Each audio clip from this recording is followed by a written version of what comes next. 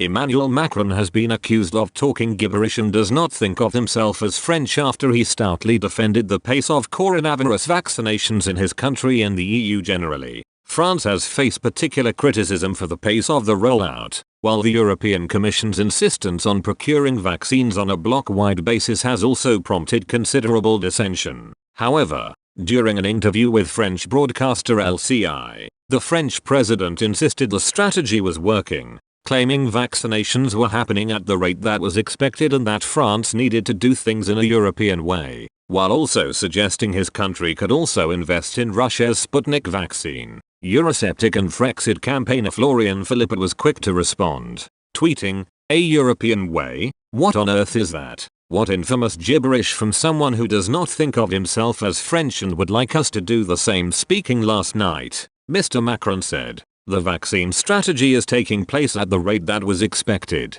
Europe had secured the supply of 2.3 doses, Mr. Macron claimed, adding, "We hope to have even more." He also pledged vaccinations for all French people who wanted one by the end of summer. Mr. Macron also estimated that by the beginning of March, 80% of nursing home residents, some 500,000 people, would have been vaccinated. Controversially, he also suggested France could be open to the idea of procuring Russia's Sputnik vaccine, which tests have suggested has an efficacy rate of 91%. He explained, "For a vaccine to be authorized, it must be approved. We cannot distribute it in France until the Russian producer has submitted a marketing authorization. As long as it files it, the authorities will look at it in a scientific and independent manner. It is not a political, but scientific decision." Nevertheless, such a move would be problematic given the EU's condemnation of Mr. Putin's decision to imprison Russian dissident politician Alexei Navalny this week.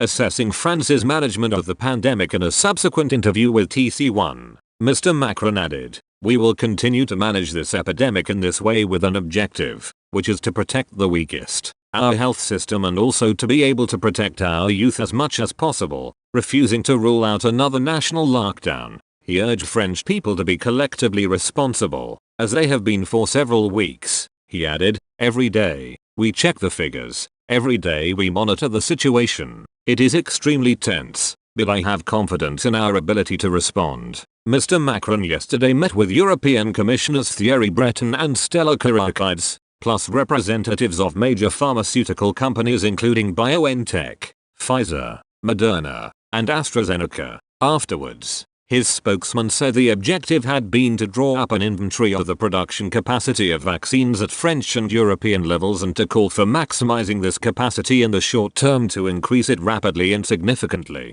At the start of talks, Mr. Macron said he was keen to find the ways and means to improve the production offer in France and in Europe, in the short term, but also to produce more in the medium term. He added, "All solutions must be explored.